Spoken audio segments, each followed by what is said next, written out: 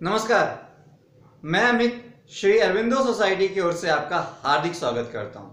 आज हम शिक्षा में शून्य निवेश नवाचार यानी कि ZIIEI कार्यक्रम के द्वारा संकलित किए गए एक रोचक नवाचार प्रश्न बैंक अर्थात क्वेश्चन बैंक लेकर आए हैं। इसके लिए हमने उत्तर प्रदेश बोर्ड के कक्षा 2 के गणित विषय के पाठ क्रमांक 2 छोटी बड़ी संख्याएं पाठ लिया है।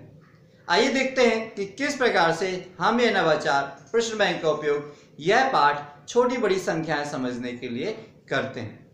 यह नवाचार प्रश्न बैंक में विद्यार्थी अपनी पाठ की समझ के आधार पर और प्रश्न बनाते हैं पाठ से जुड़े और उसी प्रश्नों के जरिए उत्तर प्राप्त करके उस पाठ की समझ और अधिक विकसित कर लेते हैं। यही इस नवाचार की विशेषता या नवीनता कहलाती है। इस नवाचार के कारण न केवल विद्यार्थी पाठ की विषय वस्तु से रूबरू होते हैं बल्कि बच्चों के सर्वांगीण विकास के लिए, बच्चों के होलिस्टिक डेवलपमेंट के लिए जो भी गुणों की आवश्यकता होती है, जैसे शिष्टाचार, अनुशासन, धैर्य, संप्रेषण कला, अंकीय ज्ञान, जोड़ना घटाना, ये सारी भी चीज़ें बच्चों को बनने लगती है और ये सारे गुण भी बच्चों में धीरे धीरे आने लगते हैं। आइए देखते हैं कि किस प्रकार से हम इस नवाचार का क्रियान्वयन कर सकते हैं कक्षा में। जिस दिन कक्षा में इस नवाचार का क्रियान्वयन किया जाना होता है उससे पहले ही शिक्षक यह सुनिश्चित कर लेते हैं कि कक्षा में पाठ का निर्माण, व्याख्या, समझाइश हो चुकी हो।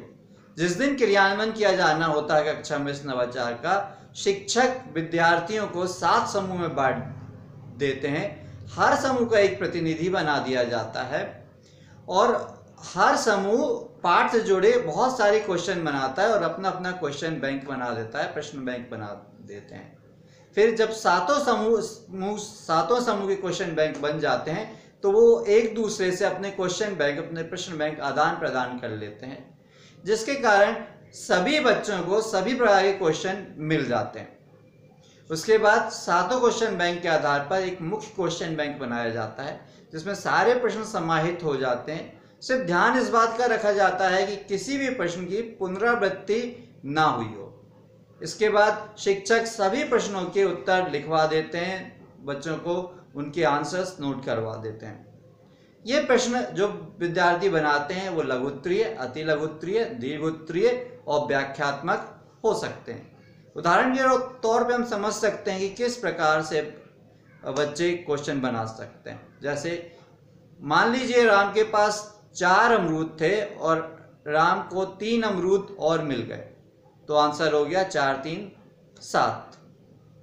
इसी प्रकार से ऐसा बोल सकते हैं, श्याम के पास 9 सेब थे, उसने 3 सेब रानी को दे दिए, तो श्याम के पास कितने सेब बचे। उसी प्रकार से ऐसा क्वेश्चन बना सकते हैं कि 13 और 17 में बड़ा कौन सा है, या 27 और 22 में छोटा कौन सा है। तो इसके जरिए आरोही क्रम, अवरोही क्रम, जोड़ घटाना, ये सब सिखाया जा सकता है। उम्मीद है कि ये नवाचार आपको पसंद आया होगा और इसका क्रियान्वयन आप अपनी कक्षा में जरूर करेंगे। हमें पूर्ण विश्वास है कि इसके बहुत अच्छे परिणाम आपको देखने को मिलेंगे और आपके स्कूल का लर्निंग आउटकम में जरूर वृद्धि होगी। यदि ये वीडियो आप फेसबुक पे देख रहे हैं तो ZIIEI का फेसबुक पेज जरूर लाइक कीजिए।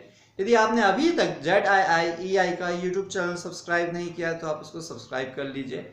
नीचे डिस्क्रिप्शन पे इनोवेटिव पाठशाला मोबाइल ऐप का लिंक है जिसे आप डाउनलोड करके इसी प्रकार के रोचक, मनोरंजक, ज्ञानवर्धक नवाचार प्राप्त कर सकते हैं और अपने स्कूल का लर्निंग आउटकम बढ़ा सकते हैं। वीडियो देखने के लिए बहुत बहुत धन्यवाद।